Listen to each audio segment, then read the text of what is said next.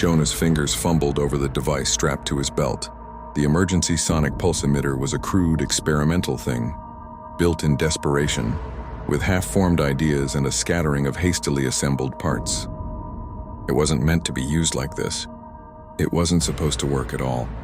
But with no time to second-guess, he slapped the button and the air around them screamed.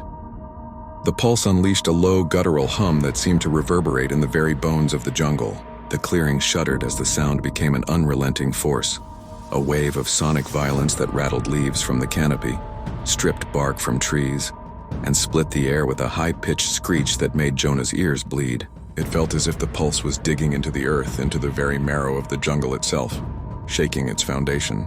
The pythons recoiled in unison, their massive coils snapping back with a speed that was almost unreal. Their heads jerked violently as if struck by an invisible fist. Countless eyes, blinked and squinted, their faces twisted in pain and confusion. The largest of them, the titan serpent, flinched but didn't retreat. Instead, its massive body bucked, sending tremors through the ground, and it hissed, a sound so deafening it made the pulse seem like a whisper. "Move!" Elias's voice cut through the chaos, sharp and urgent. His hand shot out, grabbing Mara's arm with a vice-like grip, pulling her toward the jungle's edge. Jonah's heart pounded as the ground seemed to buckle beneath his feet, the very fabric of the jungle alive with the fury of a wounded beast. They ran, tearing through the undergrowth as the pulse continued to howl.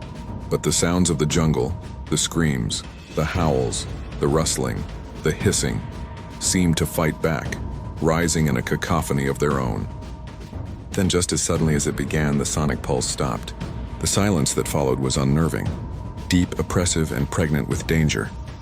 The clearing, which had been alive with chaos mere moments before, was now still, too still. The air felt thick like it was holding its breath. Jonah didn't follow.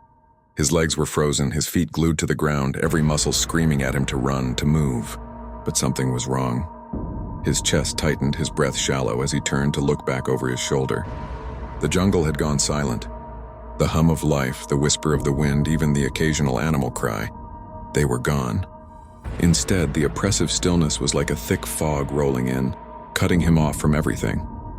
He turned again to the clearing. The largest python, the one that had been at the heart of the chaos, was no longer recoiling. It had stopped moving entirely. Its head tilted unnaturally to one side. Its eyes were wide open, but they seemed vacant, hollow. Jonah could feel it in the depths of his soul. That horrible sinking realization. It had become still, because it had listened. Before he could make sense of it, the ground under his feet trembled again, stronger, deeper this time. It was as if the entire jungle was starting to wake up. But this wasn't the waking of an ordinary forest. This was the stirrings of something ancient, something wrong, something that had been sleeping beneath the bones for centuries.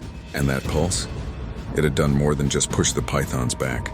It had awakened the jungle itself. A low growl rolled through the clearing, and Jonah's breath caught in his throat.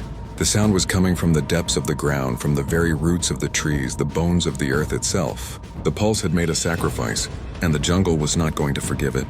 Elias shouted his name, but Jonah couldn't move. The last thing he saw before the world seemed to fold in on itself was the shadow of the serpent, now rising, and the blood-red gleam of its eyes. And then, the sound came again, louder,